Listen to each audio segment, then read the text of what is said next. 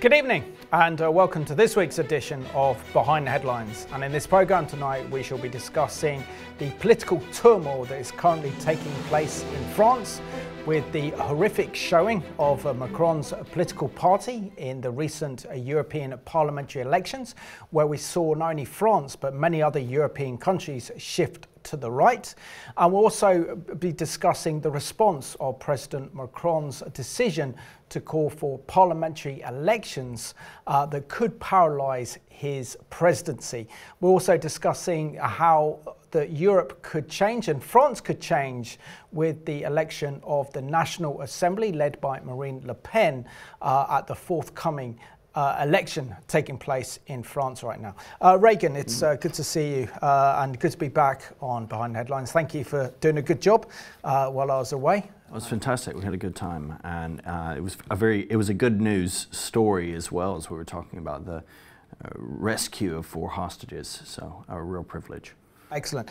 And I think this topic is very important. Having just spent 2 weeks in France, and you, obviously my French is not very good, but the French news has been dominated by Macron calling for parliamentary elections that could mean that if he loses that, he will be a sitting duck president with 3 years to go of his presidency.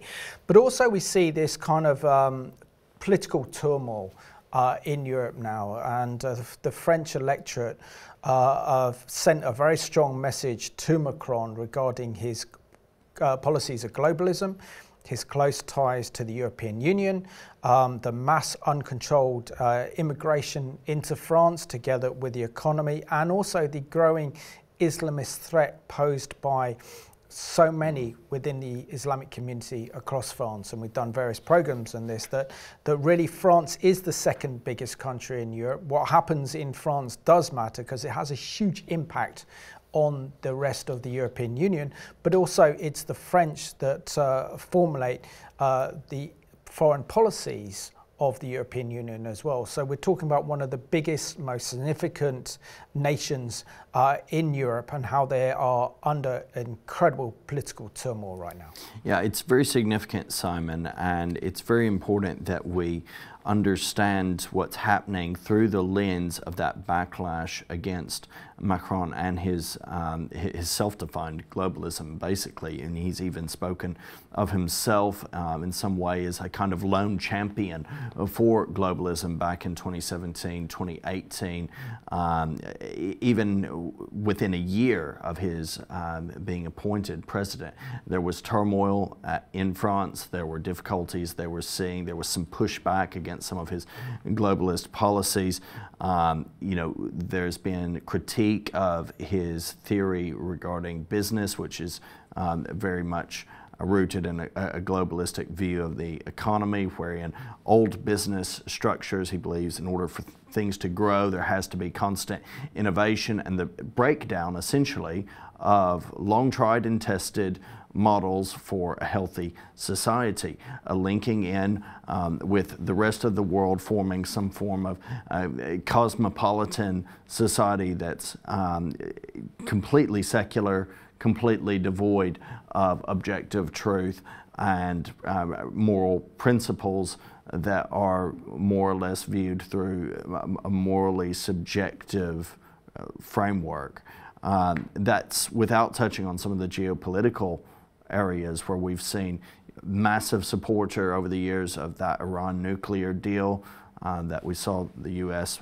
pull out of, but then kind of everything's back on the table, and there's all these negotiations and whatnot. Over the past few years, though, Simon, we've seen so much investment into these types of policies. We've seen so much time and expense on pursuing these globalist policies that have aided no one, that have gone absolutely nowhere, that have seen traditions and even sense of patriotism and national identity eroded. Now, the flip side, which is sort of what we're discussing this evening, is that reaction that has seen now Marine Le Pen's national rally, formerly the National Front Party, once again make a very strong showing and once again, but in increased measure now, threatened President Macron. No, absolutely, and also I think the French will very much remember Macron's presidency, particularly during COVID-19. Oh, yeah. And the fact that he imposed some of the most harshest measures of any Western country on the French people. Extreme authoritarianism. I don't think the French people have forgotten that. They also are an incredibly proud nation with an incredibly proud history, and France is the second biggest country in Europe, so has a huge impact. So let's just remind ourselves of some of the events that led up to this political chaos after President Macron called for parliamentary elections. So we see that his party did disastrously in the European elections. With his centralist and pro-EU Renaissance Party lost massively to what many social commentators termed the hard right National Rally Party, led by Marine Le Pen. We also see that the former French President Nicolas Sarkozy has warned that Macron's big political party faces a wipeout on the scale of Rishi Sunak's, and the prospect of Jordan Bardella, the young 20-year-old frontman for the National Rally Party, becoming 28 and France's next Prime Minister. We'll also see that France is the second biggest country in Europe and has huge influence over EU foreign policy. We see that the first round of parliamentary elections is due to take place on Sunday, the 30th of June, and the second round runoff to take place on Sunday, the 7th of July. Just weeks away before Paris hosts the Olympic Games. And we also see that, for example, the globalists could be losing their grip and power on France. And considering that France is one of the leading globalist nations in the world, this has huge repercussions for the future of France and the Republic, but also that of the European Union, and also will have a direct impact on our policies as well. Well, we certainly have seen France be at the forefront of deliberations and influence in regard to G7, in regard to taking some of those policies from the various forums, the World Economic Forum, the World Health Organization, fully in on all of these organizations which are seeking to just bring everything and everyone together in this way, in this form of a purported unity that's actually incredibly divisive and damaging, and just completely erodes every good framework rooted in a nation's identity and traditions. But I think really this is a massive own goal for President Macron. Yes, you can call a general election. Yes, maybe it makes sense to, in the democratic process, do so this year. But why would you schedule it for the month of July, just before one of the biggest events in the world, the Summer Olympics, is being hosted? And this could even have some ramifications for security and stability. People are going to be on edge. There's going to be tensions. That always happens in an election anyway. But coupled with national preparations, is he hoping that everyone will be so consumed with being distracted by that perhaps that will affect? Who's to say? I think there's two reasons. I think the first reason is that he's a real narcissist, believes in himself. And I think essentially he thinks that he wanted to take the wind out of the sail of the National Assembly, because they were in triumph mood. They've just won the European parliamentary elections. They just thrashed his Renaissance Party. And it was probably the biggest election victory for the National Assembly, known as formerly known as the National Front. And he wanted to take the wind out the sail of Marine Le Pen, who's bidding to be France's next Prime Minister again in 2027, but also thinks he wanted to do this in order to rally the left behind him, because I think he was also facing the prospect of a no confidence vote in the French Assembly in October, which he might have had to call for parliamentary elections anyway. So I think he decided to jump anyway and wanted to take the momentum out of the National Assembly. But I think what he's done is essentially given momentum to the National Assembly and the prospect of them having real power for the first time in their history, which is extraordinary. But we have to really focus on the impact that the recent European parliamentary elections has had on France and also in Europe as well. So according to the Politico EU, under the heading EU election results, far-right gains humbles Macron and Scholz as it happens, said on Thursday the 6th of June to Sunday the 9th of June, the European member states went to the polls to elect their political representatives to the European Parliament in Brussels. The nationalist right-wing parties dominated the provisional results in the European parliamentary elections, triggering a snap election and a political crisis in power. And we also saw there was a much soul-searching in Berlin where the ruling party was also humiliated. But this is what's interesting. Said in a shock move, Emmanuel Macron dissolved the French Parliament after Marine Le Pen's far-right National Rally Party won the popular vote with 31.5%, its best ever result in a nationwide poll, and it means that the French elections will be held on June the 3rd. This is not to elect the president, but this is to elect the French Parliament. In an opinion piece that I think is very interesting and insightful on this by Gideon Ruckman for the Financial Times, Simon, it's unpacking this a little bit, how the terminology of right and left is being used, but it's not so much a terminology of right and left that's accurate. It's more a terminology of those who are local in their sphere of desiring influence, and those who are global in their outlook, and internationalists, essentially, which is the terminology of globalists. I mean, there are some people who abuse the term, and I know some people who even view the term as a kind of anti-Semitic dog whistle, and there are reasons that people do that. Perhaps it can be used that way, but essentially what we're seeing here is concern that Macron's interests are primarily in integration, deepening ties within the EU at the expense of the French populace itself. That's the concern.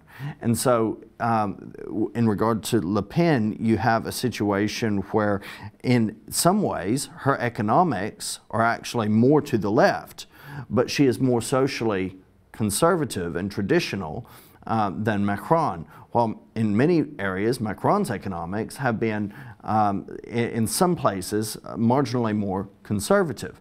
So it's not as clear cut as this traditional left-right, and it's certainly something that we need to be very wary of in discussion. This is being painted as far right or hard right, and a lot of that is more influenced by the past than actually objective in relation to the present. And also this is kind of bad journalism in a sense, because essentially this is labelling anyone who you see don't support kind of the globalist ideas and the globalist viewpoint as far right or extreme right or hard right is a way of kind of attacking them without presenting the full facts. Correct. And this is what we want to do on the programme. So essentially it's between kind of nationalism, patriotic France versus an international globalist ideology opposed by Macron himself.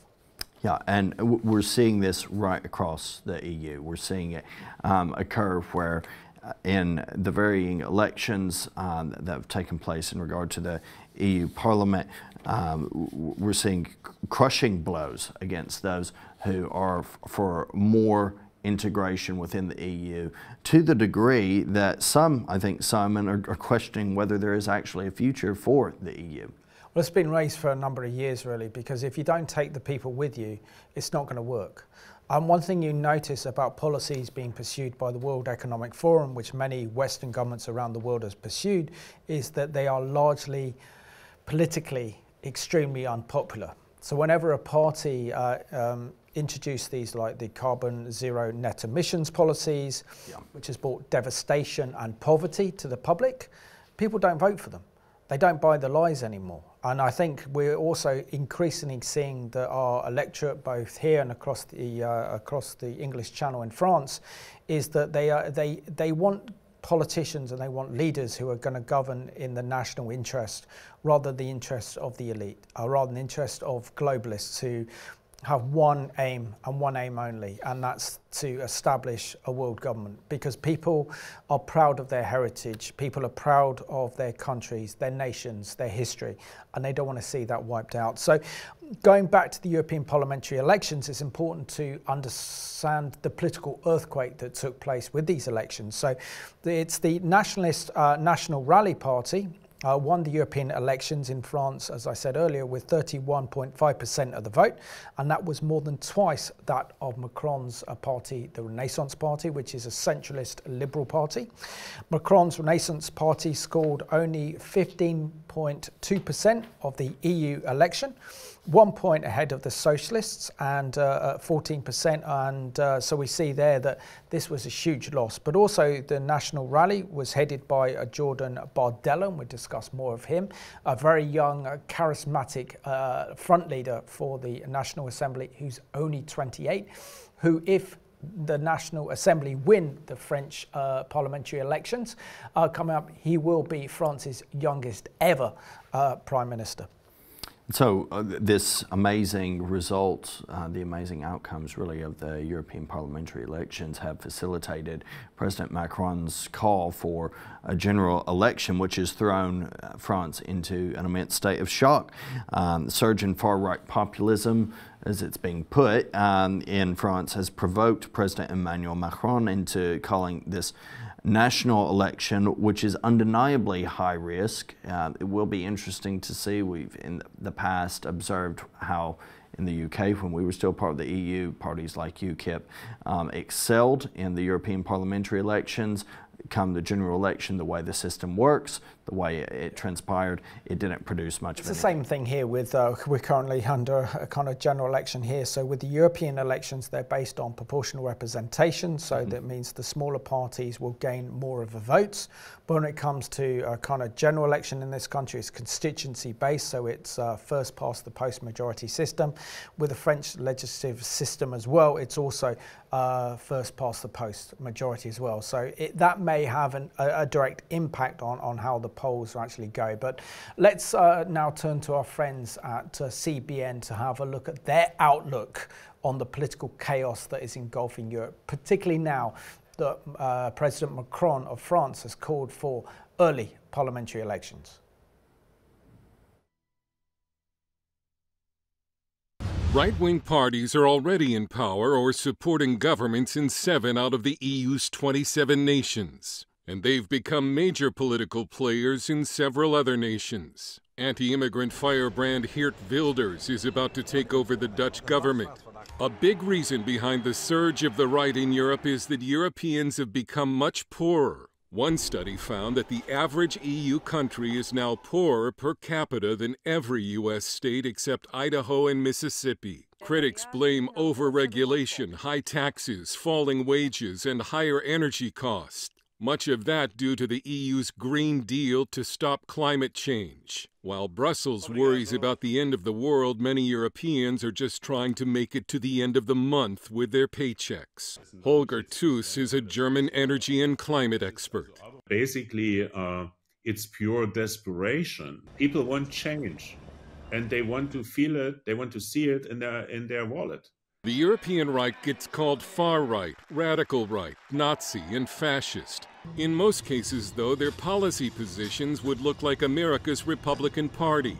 They want to stop policies that are making Europeans poorer and strengthen borders to stop what they see as a migrant invasion.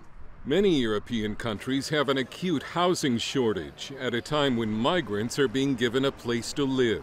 This Dutchman says there are houses for the foreigners and Dutch people can hardly get a house. Chris Alberts is a Dutch journalist. Years ago, it was already difficult to find a house in Amsterdam that was affordable. But now, if you would go to distant cities that probably no one in America has ever heard of, even there, it's impossible to find a house that is affordable. Frank Ferretti, the executive director of the think tank MCC Brussels, is considered to be a major intellectual force in the European right.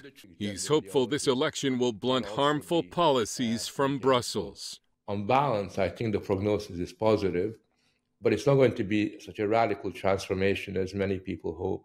You have to remember that the European Union is a very anti-democratic institution. It's a massive bureaucracy. So my fear is that this massive bureaucracy is still going to be there the day after the election. Dale Hurd joins us with insights on the European election results. First, Dale, let's begin with France. Marine Le Pen's Conservative National Party, rally party, made significant gains, so much so that French President Macron called for a snap election starting June 30th before the Summer Olympics. So why did he do that so quickly after Le Pen's European victory? It seems a bit risky. I think it's all he had. We call it going for broke or Hail Mary. He really didn't have a choice, but I think he's probably already cleaning out his office. He's done, and we're going to see a right-wing so-called leader. These people really are more like American Republicans, but a conservative leader of France in some sort of coalition. It's been fun to watch some of the more centrist but center-right parties in France already offering to do a coalition with National Rally, which used to be, you know, they were the Nazis and you should be ashamed for supporting them. In fact, Macron again said you should be ashamed for offering to do a coalition government with them. It's shame, shame, shame. But the French people have had enough, and France is going to have a right-wing government.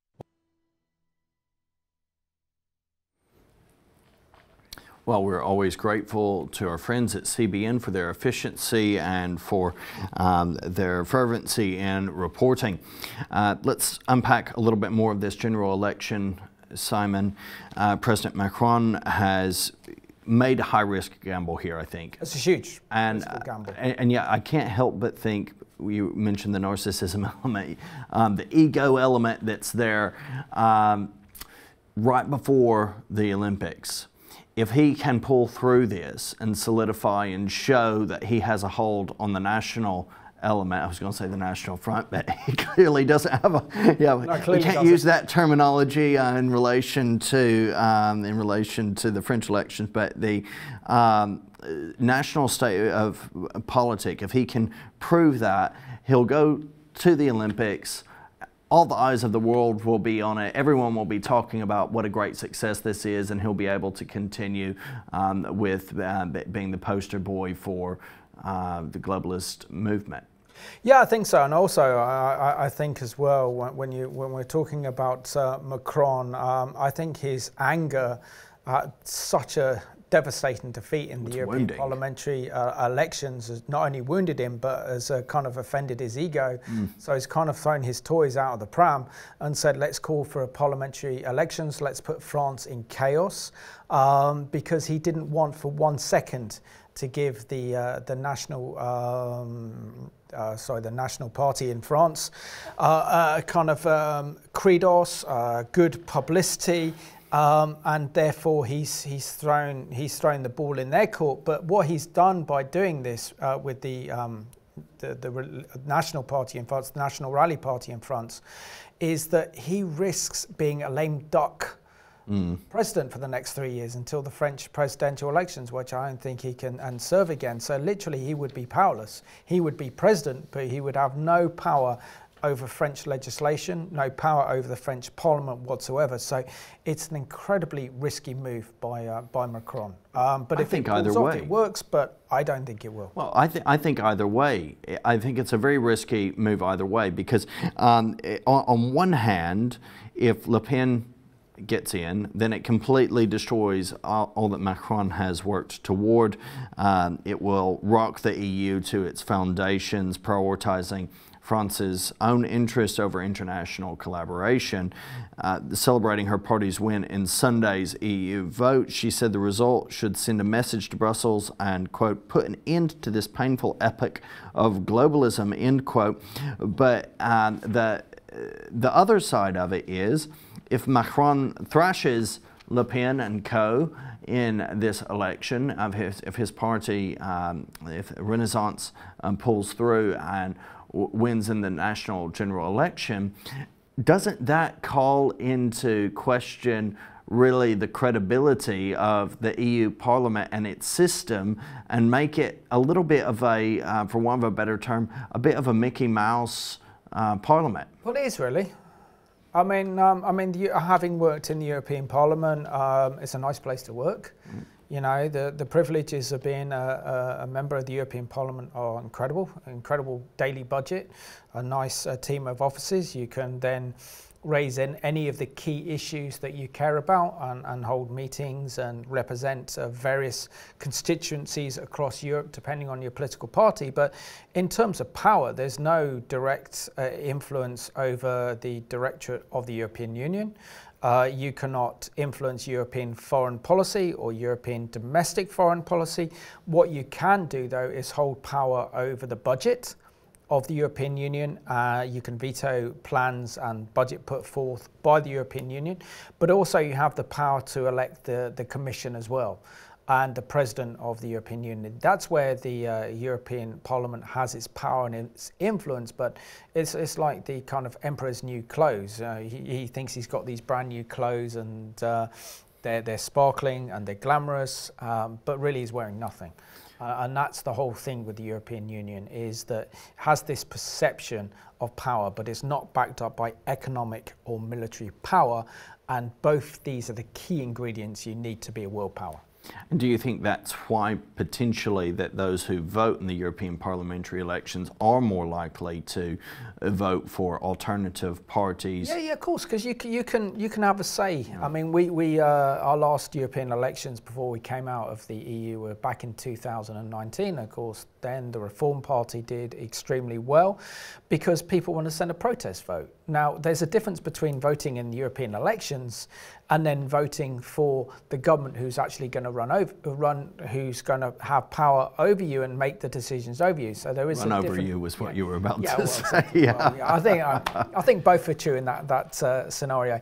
But essentially, it was a protest vote. And it was a way of sending a message, not only to Brussels, but also to Macron, is you need to deal with mass immigration. Having recently, only last week, come back from France, the one thing, it's a beautiful country. You know, the food is brilliant, the roads are brilliant, the infrastructure is quite incredible in France. But the one thing you notice compared to here is the high price of food. And inflation is a big problem in France, and it's very expensive. And of course, I can imagine the ordinary French voter feeling the prices going up all the time and their salaries not matching it, finding it financially very, very difficult to be in France.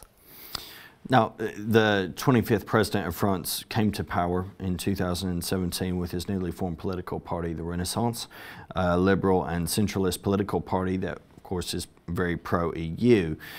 Since his first presidential election win in 2017, we've witnessed the rise of the National Front, renamed the National Rally, distancing itself, in name anyway, marginally, from the party whose founder was Marine Le Pen's father, Jean-Marie Le Pen, in 1972.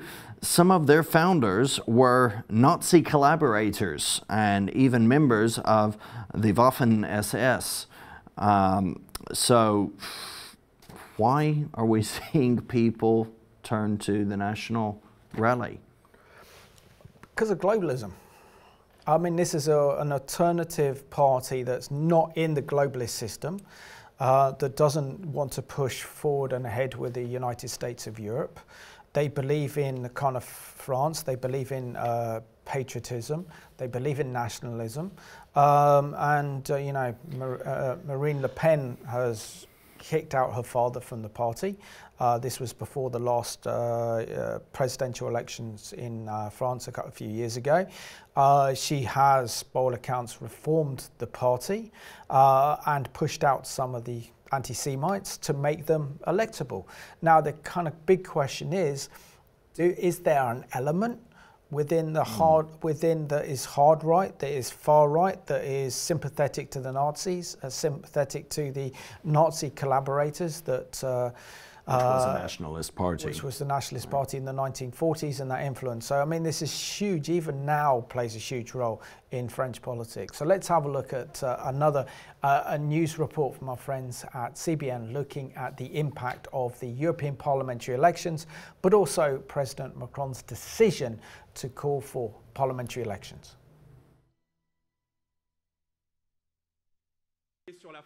It was not as good a showing as some on the right had hoped for, but good enough to bring down the French government and push the European Union farther right. Conservative parties saw major gains in parliamentary seats, handing French President Emmanuel Macron a humiliation, prompting him to call snap legislative elections in a gamble to save his government. In Italy, Premier Giorgia Meloni more than doubled her party's seats in the assembly.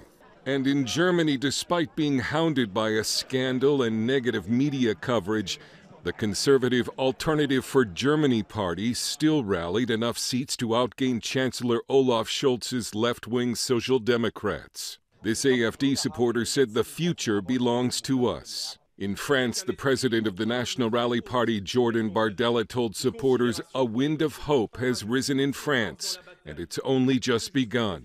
Frank Ferretti, one of the intellectual leaders of the European right, told us the election result was predictable because Europeans have been so unhappy with their governments.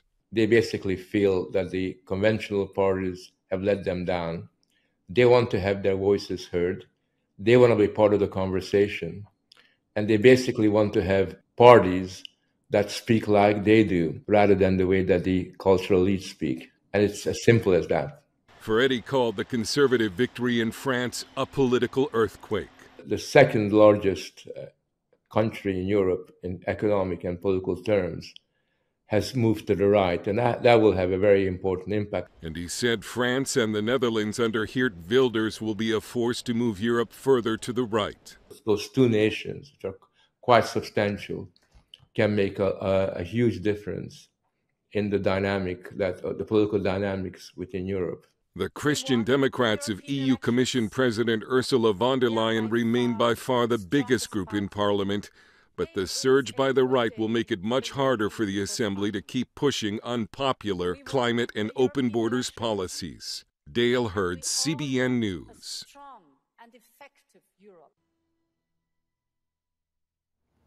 And we have a special guest joining us on today's Behind the Headline, Dr. Glenn Fedder, who is not only a French political expert, he's also a security expert and an expert on Jew hatred. Glenn, it's an absolute pleasure that you can join us from Brazil today to discuss the political crisis in France. But what are your thoughts on the outcome of the recent European parliamentary elections, particularly the National Rally Party, formerly led by Marine Le Pen, did so well against Macron's reformist, liberal, centralist party? Yeah, well, it's a bit of a shock. They've gained 17% in the European elections over the other two leading parties. I think there are two main issues that are fueling this surge in Le Pen's party. One is the issue of immigration and security. This is a major issue not only in France but throughout Europe, and there's a growing discontent with the direction that France is going in terms of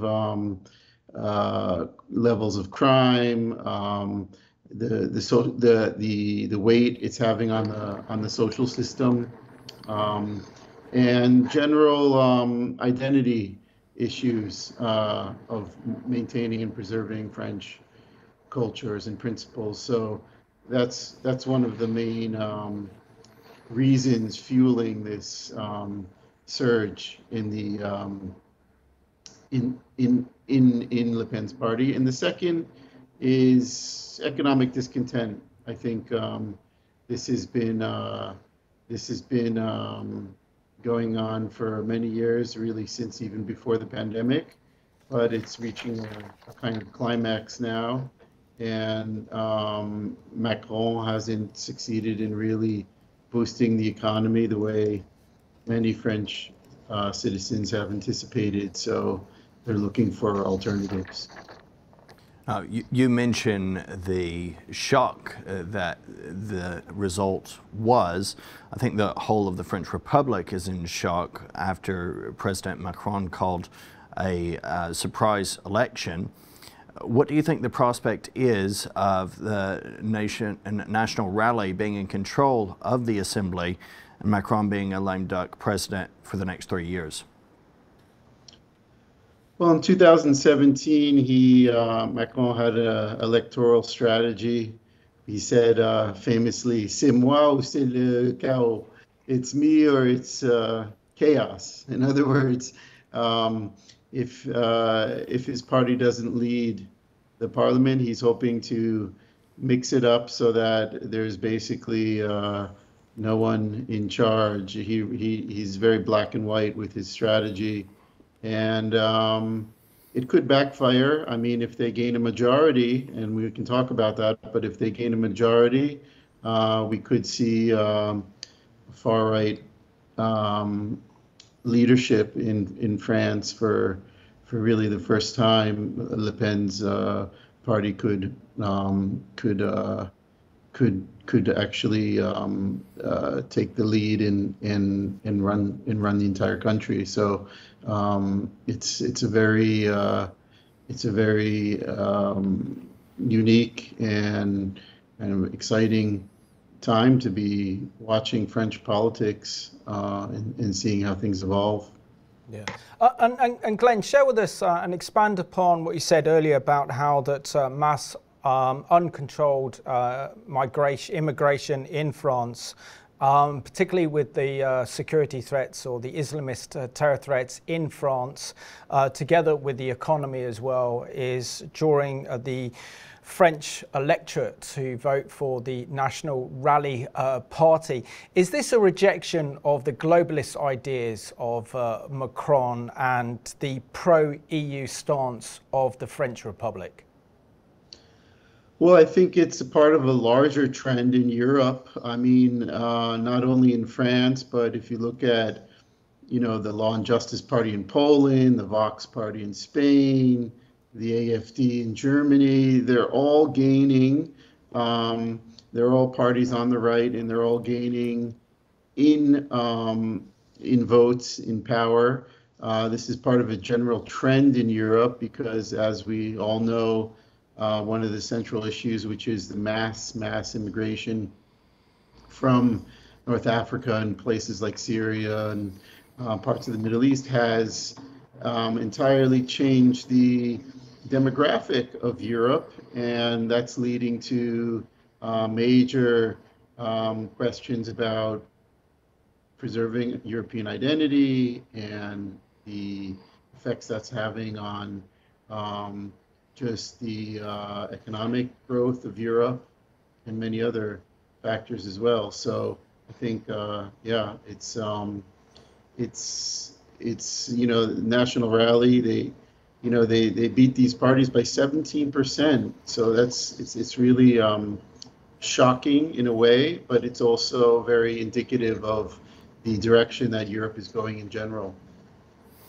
Glenn, previously the National Rally was, of course, known as the National Front. They've been known as far right, although they've tried to push back on that moniker in recent years. Do you think they've truly reformed as a political party? Are there legitimate ongoing concerns with them, with their policies? And do you think they still have and hold on to some of those old, horrible anti-Semitic undertones that the National Front had?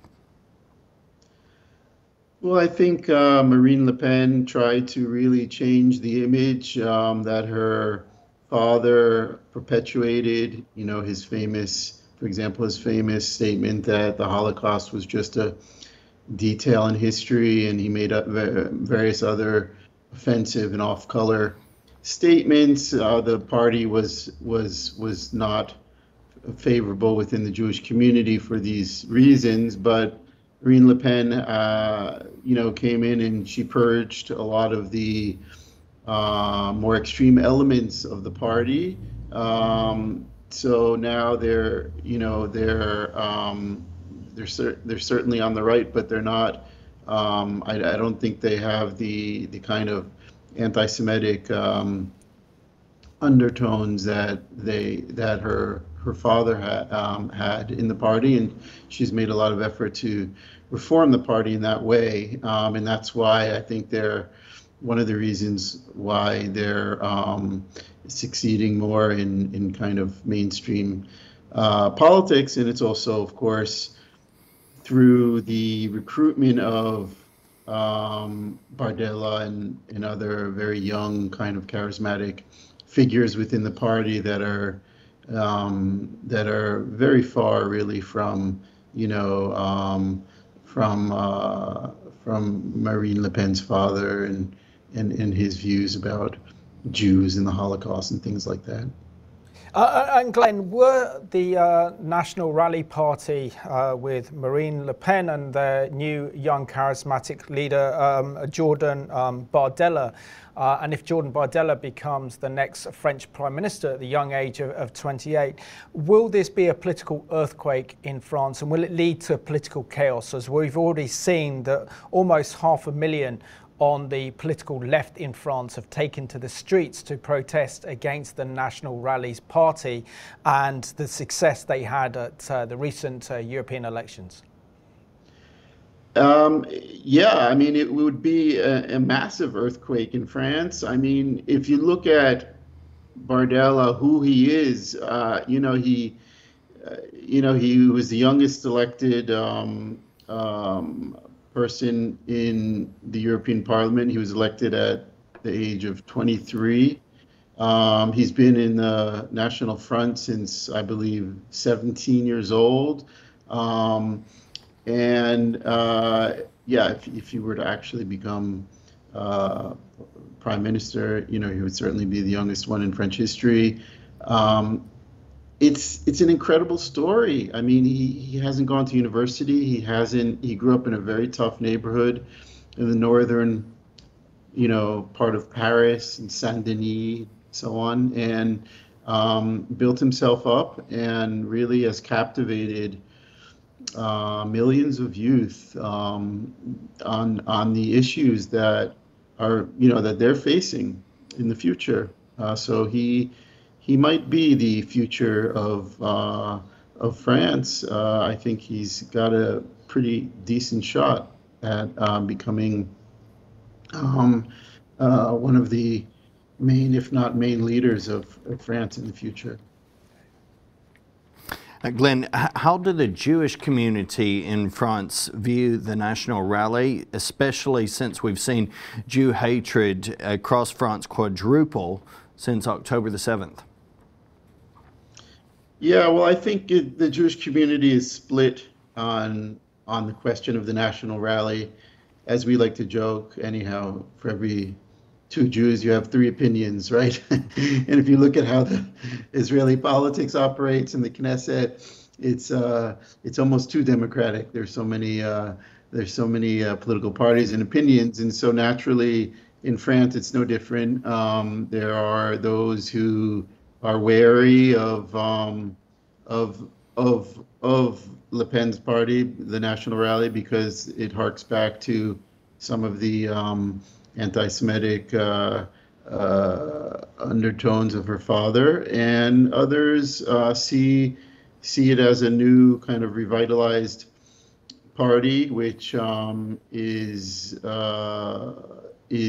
going to help protect them from many of the challenges that they face living in France as Jews, as a minority, and as basically citizens that are in a country which hasn't really succeeded in protecting them very well, and France has the largest Jewish population in Europe. It also has the largest Muslim population in Europe. So it's when things flare up in the Middle East, anti-Semitism rises exponentially, and so some members of the Jewish community look at the National Rally as perhaps a favorable thing, whereas others simply cannot forgive the Le Pen family for the tropes of the past. And Glenn, if for example, Jordan Bardella was able to pull off an extraordinary election victory for the National Rally Party, where he would then become Prime Minister, and certainly they'd have huge influence over the French legislative. What are your thoughts on the progress then of Marine Le Pen becoming France's next president in the forthcoming presidential election scheduled for 2027? Yeah, well, we have to look at this with a grain of salt. I mean, you know, the turnout was relatively low with the recent, election, the European elections. So it's not necessarily apples to apples. It doesn't necessarily transfer into a whopping majority win for Le Pen's party. But if that were to happen, then yeah, it would mean we would have for the first time in France, we'd have a very we'd have a leadership which is firmly on the right between Bardella and Le Pen, and that would certainly change the current direction of France. Whether they can really entirely stop the changing demographics, the challenges to French identity, challenges to the economy, I don't know.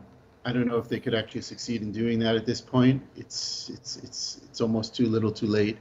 But that could be that could be France's only chance, I believe, to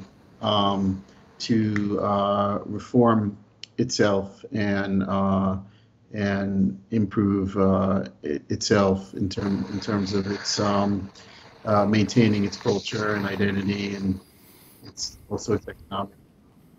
Glenn, we just want to thank you so much for joining us today and being our special guest on Behind Headlines. Thank you for your excellent analysis on the political situation in France. Always good to see you.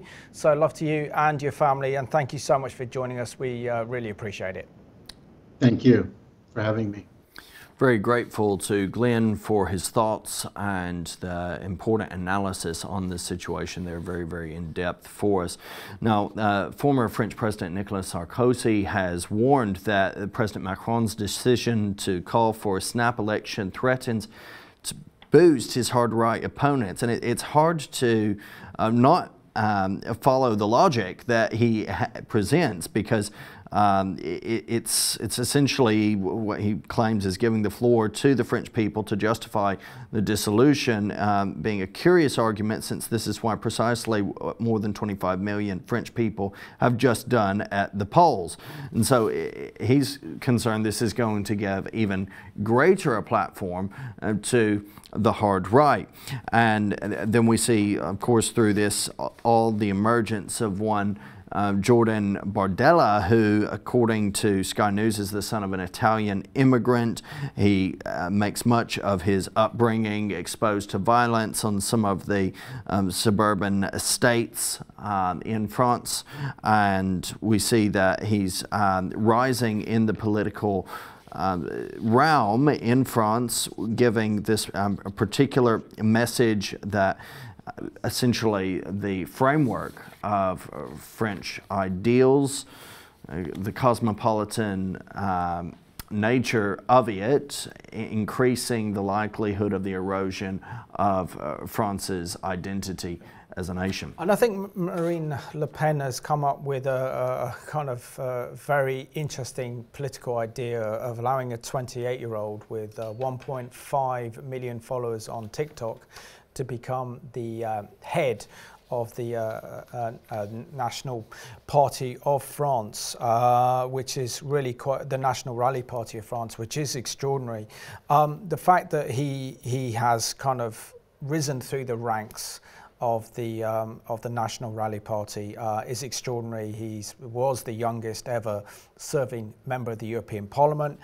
You know, he's smooth, he's charismatic, he's young, and that gives, for example, the National Rally Party huge influence over the youth in France as well. So politically makes a lot of sense, but it means also distance the party away from the founding of the National Front, Jean-Marie Le Pen, and also together with the current leader, Marine Le Pen, and put her faith in a very capable, younger version of herself.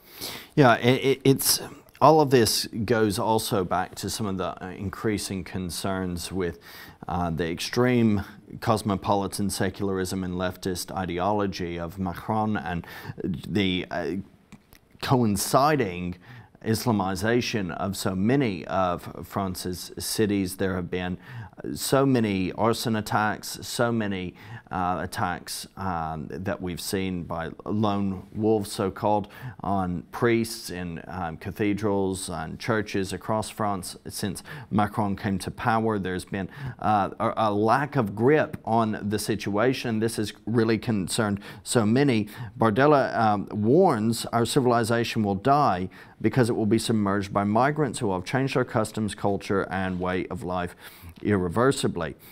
France's current Prime Minister, Gabriel Attal, became the country's youngest person to ever take on the role at the age of 34 and the first to be gay when he was appointed by Mr. Macron in January.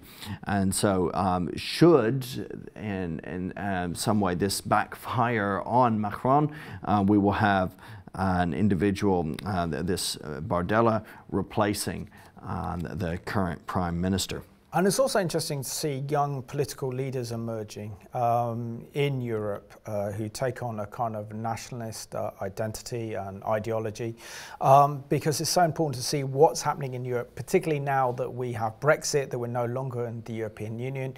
It does matter because obviously it shapes Europe and it shapes the direction that Europe's heading in. So these parliamentary elections coming up on the 30th of June and the 7th of July are hugely significant. But one thing is so important when we look at French politics, even our own politics, Reagan, it's so important to ascertain where the political parties stand on Israel and their treatment of the Jewish people. So I think from obviously our interview with Glenn Fedder, I think his analysis is that Marine Le Pen has done so much to rid the party of some of the anti-Semitic elements within it, that they could now find themselves electable. But I'm a bit troubled by Marine Le Pen's support for Putin. She's against the Ukraine. We know that she's also discussed Frexit. France is having a referendum in France to pull France out of the European Union to deal with the kind of Islamization of the country. And, you know, if these are the only political parties that are dealing with it, well and fine, but let's see where they stand on Israel. Let's see where they stand on their treatment of the Jewish people, because that's the real test. Yeah, it is concerning. There is a lot to unpack there, and we have to ultimately pray and trust that God will act. I mean, we have seen a tragic increase of anti-Semitic acts across France, nearly quadrupling in 2023. The rate is catastrophic. We saw there were 1,676 anti-Semitic acts last year compared to 436 the year prior. France has a very large Jewish population, and to see the impact that this is having on them is truly sad. But how much of this is affected by the far right as well as those who are Islamist? The statistics need to be analyzed a bit closer. Yeah, I think we also need to read out to here Luke chapter 21, verses 25 and 26, because this is the political era that we're moving into. And it said, and there will be signs in the sun, in the moon, and the stars, and on the earth, distress of nations with perplexity, the seas and the waves roaring, men's hearts failing them from fear and the expectation of those things coming on the earth, for the powers of heaven will be shaken. And of course, what we're seeing increasingly now in our time is this perplexity of nations. We're seeing that it mentions there the sea and the waves, which is symbolic representation of Gentile nations being in political turmoil. And over the past decade, and certainly over the past couple of years, we've seen that accelerate, with political instability, political uncertainty, and nations in perplexity that they can't deal with the issues that we're confronting today. And yet we serve a God who's sovereign over it all. He is in control, and we continue to trust Him. You know, the kings, the rulers, the governors, the presidents, the prime ministers of this earth will all fade and fall away. Isaiah 40 says that God breathes and they are gone, like grass that grows and then withers. So it is with our governments and governors, but we keep looking to our God who rules over all. Amen to that. So Reagan, thank you so much. Great to be back on Behind Headlines. And I want to thank you so much for watching this program tonight. If the National Rally Party were to win the French parliamentary elections, this would be a political earthquake in France, not only for President Macron, but for the whole of Europe. So I want to thank you for watching tonight's edition of Behind the Headlines.